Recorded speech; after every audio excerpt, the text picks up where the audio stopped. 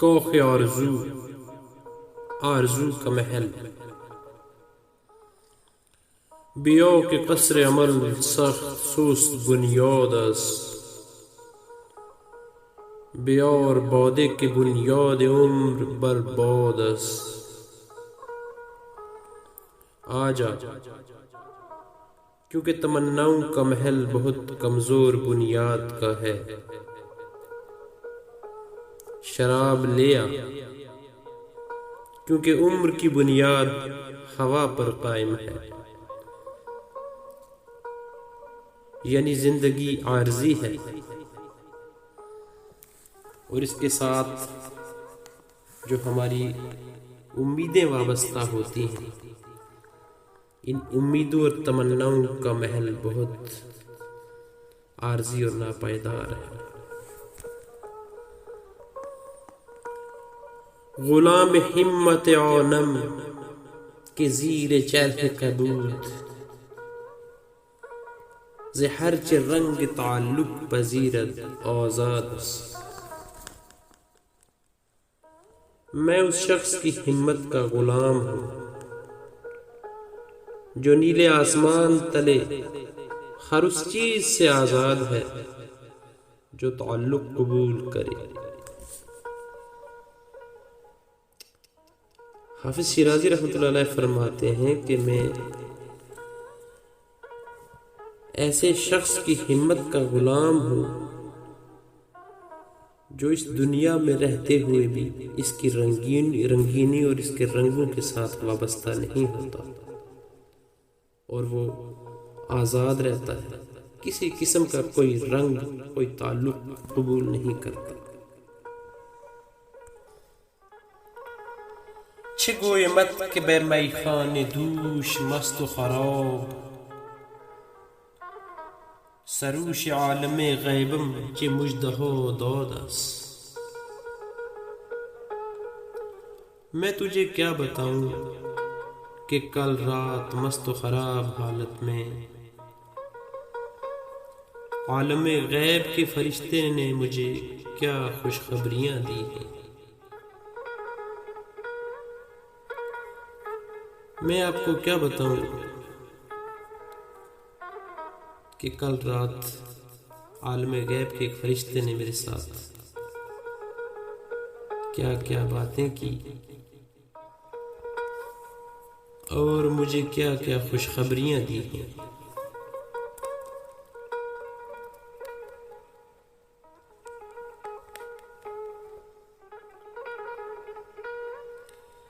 کہ ای بلند نظر شاہباز صدر نشین، نشیمن تو نہ ان کنج محنت آباد است. کہ اے بلند نظر صدر نشین شاہباز، تیرا آشیانہ اس محنت آباد یعنی دنیا کا کوئی کونا گوشہ نہیں ہے. یعنی وہ کہتے ہیں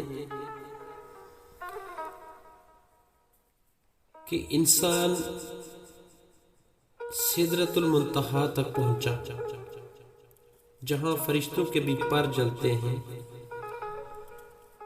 یہاں رسول اللہ صلی اللہ علیہ وسلم کی معراج کے بارے میں ذکر کیا گیا ہے کہ رسول اللہ صلی اللہ علیہ وسلم سدرۃ المنتہا تک پہنچے، لیکن ہم اس دنیا میں آ کر گرفتار ہو گئے.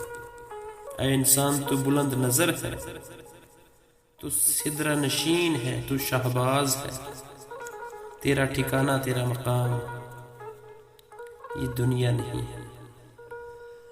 تو راز کمرای عرش می زنند صفیر، ندانمت که در این دامگه چه افتاده است.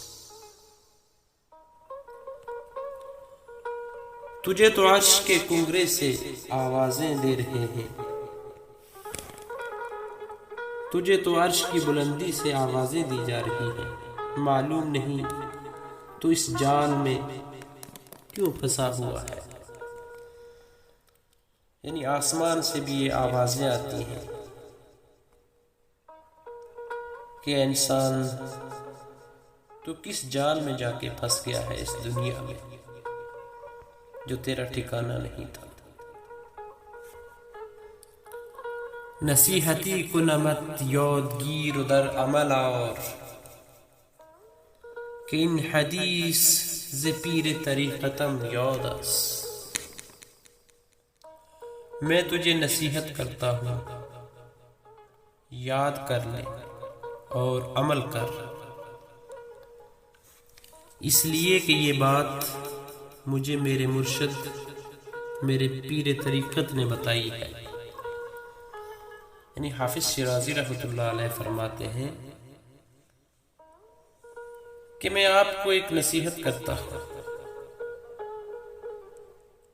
اس نصیحت کو آپ سنیں، اس کو یاد کر لیں اور اس پر عمل کریں، کیونکہ یہ نصیحت مجھے میرے مرشد نے کی تھی اور یہ نصیحت میں آپ سے کرتا ہوں۔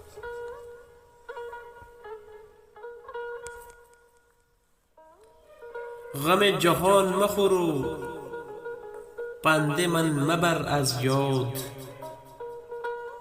که این لطیفه عشقم ز رهروی یاد است۔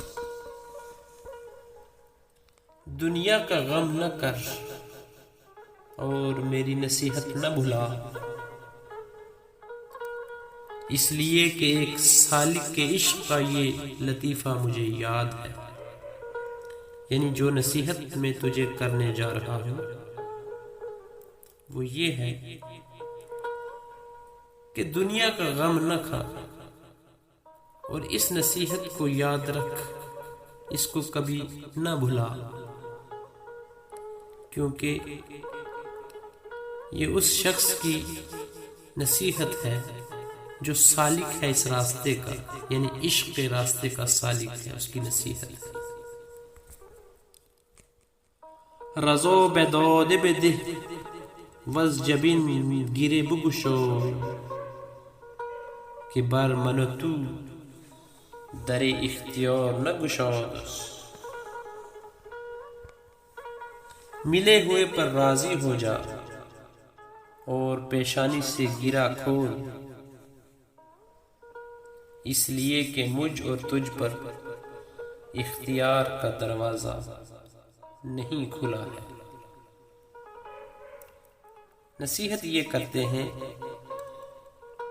کہ انسان کو راضی برضا رہنا چاہیے، یعنی جو اللہ کی مرضی اسی پہ راضی اور خوشنودی کا اظہار کرنا چاہیے، اور کبھی بھی اپنی پیشانی پر گرا نہیں لانی چاہیے، کیونکہ کچھ چیزیں ایسی ہوتی ہیں جو میرے اور تیرے اختیار میں نہیں ہوتی۔ مجو درستی عہد از جہان سوس نہاد، کہ ان عجوز عروس ہزار داماد است۔ کمزور بنیاد کی دنیا سے عہد کی پختگی نہ ڈھونڈ، اس لیے کہ یہ بڑھیا ہزار شوہروں کی دلہن ہے۔ یعنی یہ جو دنیا ہے یہ ناپائیدار ہے، اس کی بنیاد کمزور ہے، اسے کبھی بھی پائیداری کو نہ ڈھونڈ۔ یہ ایسی بڑھیا ہے جس کے ہزار شوہر ہیں، ہر ایک آتا ہے، مالک ہونے کا دعویٰ کرتا ہے اور اس دنیا سے چلا جاتا ہے۔ نشان عہد و وفا نیست در تبسم گل،